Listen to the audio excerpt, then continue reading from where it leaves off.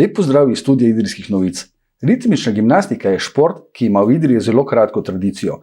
S tem namenom smo v studiu povabili Barbaro Šinigoj, trenerko ritmične gimnastike in podpredsednico Gimnastičnega društva Vrhnika.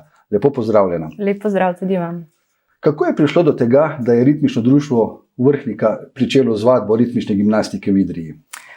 Nekaj sezon nazaj je eden vaših sokrajanov tudi bil član našega društva in sicer je bil zelo uspešen v akrobatiki, skoki na mali prožni ponjavi, in že takrat smo nekako potem ugotovili s pogovorom s starši, da je na tem področju v Idriji zelo malo dejavnosti.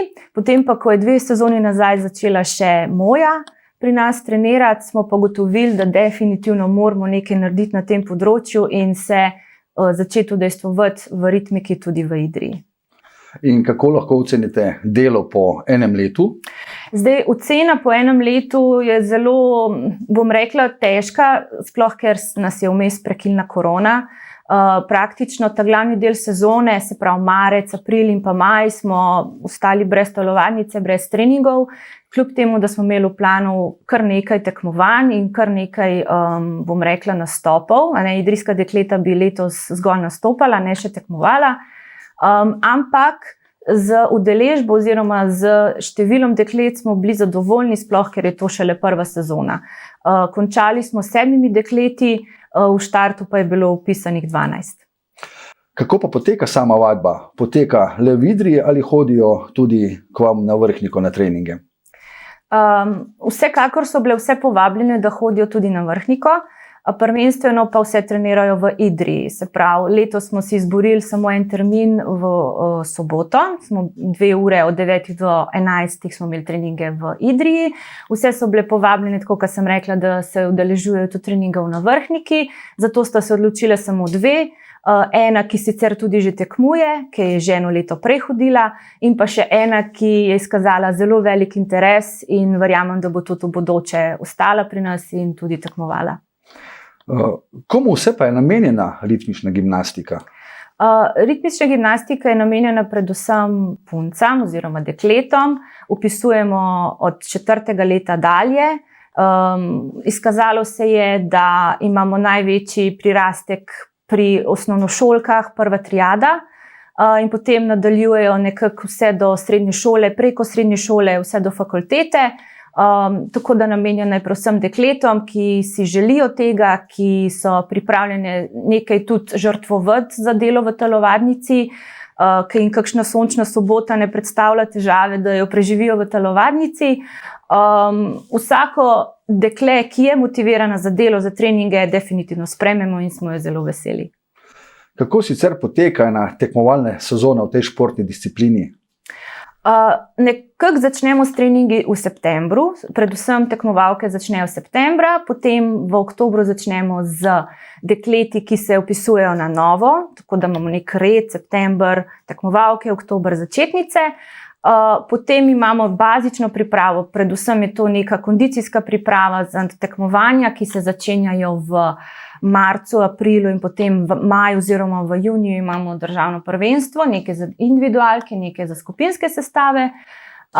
Končujemo sezono z koncem šolskega leta, se pravi nekako s koncem junija, potem pa julij in avgust ne počivamo. Pripravljamo za njih posebne poletne treninge, kjer se učijo novih stvari, rokovanja z rekvizitom, novih težin s telesom. Veliko se tudi družijo, ker tekom sezone to ponovadi ni niti možno, ampak tukaj pa jim puščamo proste roke, da se dekleta čim bolj povežejo, ne glede na starost. Avgusta pripravljamo za njih tudi 5-dnevne aktivne priprave. Zdaj bomo že 3. leto se odpravljamo v Ajdovščino, v sredini Ajdovščine gremo za 5 dni tja. Tam tudi ravno tako veliko druženja, veliko sodelovanja, da se dekleta med sabo še bolj spoznajo, novi elementi, tudi seveda neki tiste bazične priprave, ki mora biti, se pravi kondicija in pa vaje za moč. Potem je pa tukaj že september in smo spet okrog. Vmes so pa seveda tudi tekmovanja preko sezone, niso samo tekmovanja, ki so na nacionalni ravni, hodimo tudi v tujino, tudi mednarodni turnirji so v Sloveniji, tako da dekleta so navdušena, da lahko tekmujejo na mednarodnih turnirjih z dekleti iz drugih držav in uživajo v tem, res uživajo. Omenila ste rokovanje z rekviziti in s seboj v studio ste prinesla tudi nekaj teh rekvizitov, kateri so potrebni za ritmično gimnastiko, pa bi vas prosil, če nam jih lahko predstavite. Če začnem kar z obroči, tukaj sem prinesla s sabo 2 obroča, eden je namenjen mlajšim dekletom, mlajšim kategorijam, ta večji je nekako za mladinke, članice, se pravi nekako že za starejša dekleta. Na stojalu imamo trak je dolg za, se pravi, mladinke. To so dekleta, ki so malenkost mlajša in že delajo s trakom, je dolg 5,5 metra. Daljši za članice je dolg 6 metrov, verjemite, zelo težko je delati s trakom, velikrat se zapleta, velikrat pada po tleh. Potem žoga, posebna, taka, da se napihne, ne sme se je metati kamorkoli na kakšno grobo podlago, se zelo hitro uniči, je kar delikatna. Potem imamo še kije. Nekateri rečejo kegli, ampak ne, to so kiji. Potem pa imamo še kolebnico, ki pa je danes nisem prinesla, to je navadna vrv, kjer je na vsaki strani po en vozu in s tem potem dekleta ustvarjajo in izvajajo razne prvine. Seveda so te rekviziti taki, da bolj ko so pisani, bolj ko so svetleči, bolj so privlačni za tekmovalke, bolj so privlačni tudi na samem tekmovanju za sodnice, tako da ponovadi potem te obroče in pa kije dekleta polipijo z raznoraznimi barvnimi trakovi ali pa pač trenerke to naredimo za njih. Omenila ste tudi, da hodite na tekmovanje v tujini, pa me zanima, kakšen je nivo slovenske ritmične gimnastike v primerjavi z mednarodno sceno? Tukaj moramo vedeti eno stvar. V Sloveniji tekmujemo na 2 nivojih, predvsem. To je prva skupina in pa druga skupina. To je nekako tako, če laično povem, kot prva in pa druga liga. Tekmovalke, ki jih registriramo v začetku sezone v prvo skupino, potem morajo celo sezono ostati v tej prvi skupini. To je v bistvu nivo, kjer tekmovalke dosegajo zelo dobra mesta in so v mednarodni konkurenci lahko konkurirajo nekako, bom rekla, svojim vrstnicam. Potem pa imamo tukaj drugo skupino, kjer pa so tekmovalke malenkost, bom rekla, manj zainteresirane, jim je to bolj kot krožek, kot rekreacija.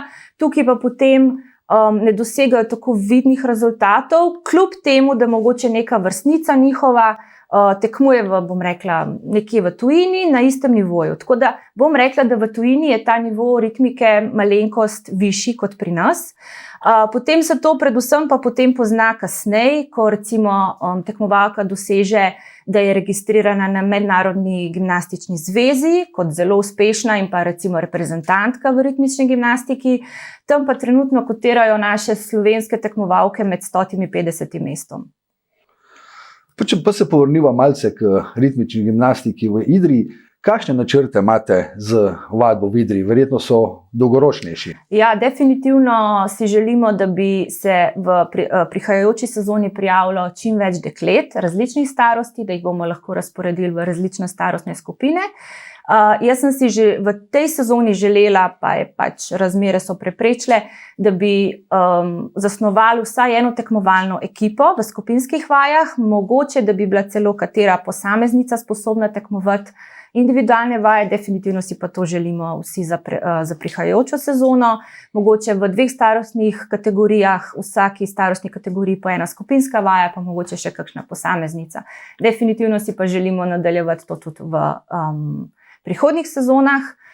Želimo si tudi, da bi dobili nekako, bom rekla, prostor, kjer bo zadovoljujoč za to, da mi tam treniramo, da lahko tam postavimo tepih, da imamo na razpolago vse rekvizite, da ni to treba iz vrhnike voziti in tako. Definitivno si želimo dobrih pogojev in pa dovolj veliko deklet, da bomo lahko uspešni.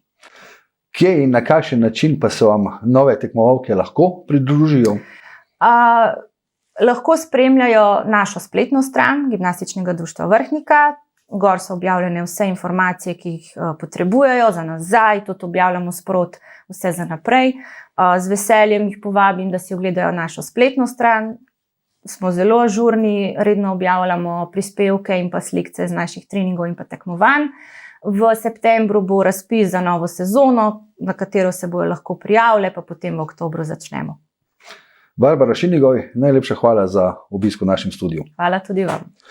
Vam, spoštovani gledalci, pa hvala za pozornost in vabljeni tudi k spremljanju prihodnjih prispevkov.